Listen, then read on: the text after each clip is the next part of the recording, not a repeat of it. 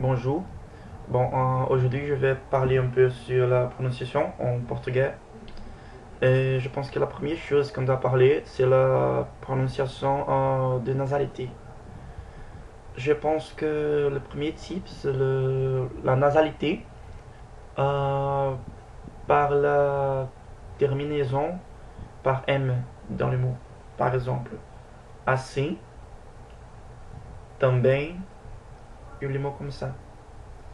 Quand le mot finit avec un E, c'est comme si on mettait un I après le I. Par exemple, também, também. Est-ce que vous avez compris? Também, também. C'est comme si il y avait un I après le I.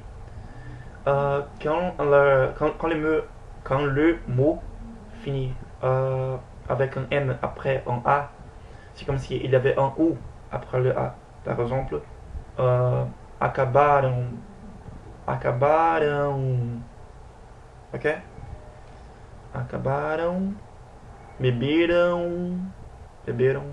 C'est toujours comme s'il y avait un OU après le A. Donc, toujours quand il y a un A et un M, c'est comme s'il y avait un OU entre le A et le M. Et il y a aussi un autre type de nasalité, c'est nasalité euh, avec les tio. Et ça, on peut faire une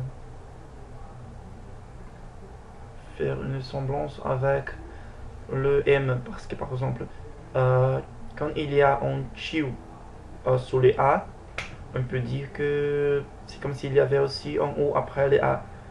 Par exemple, non.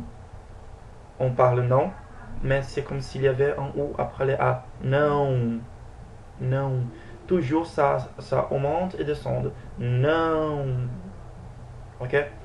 Et après, il y a aussi le Q sur les O. Mais ça, c'est un peu différent. Parce que par exemple, quand il y a le plural de quelque chose, comme par exemple peão, peões. Donc c'est comme ça. Peões. Uma coisa meio ons, ons, ons. Peões. Cachorrão, cachorrões.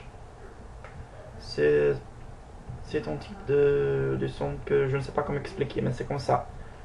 Orange. Orange. Est-ce que vous avez compris? Donc, je pense que c'est son le type de nasalité qu'on peut avoir dans la langue portugaise. Je ne sais pas s'il y a des autres, mais si je me rappelle de quelque autre, je vais faire une autre vidéo. Je mettrai ici, ok? Donc, c'est ça. Merci de voir. Et si vous avez quelques doutes, vous pouvez écrire ici. J'essaierai de répondre le plus vite possible.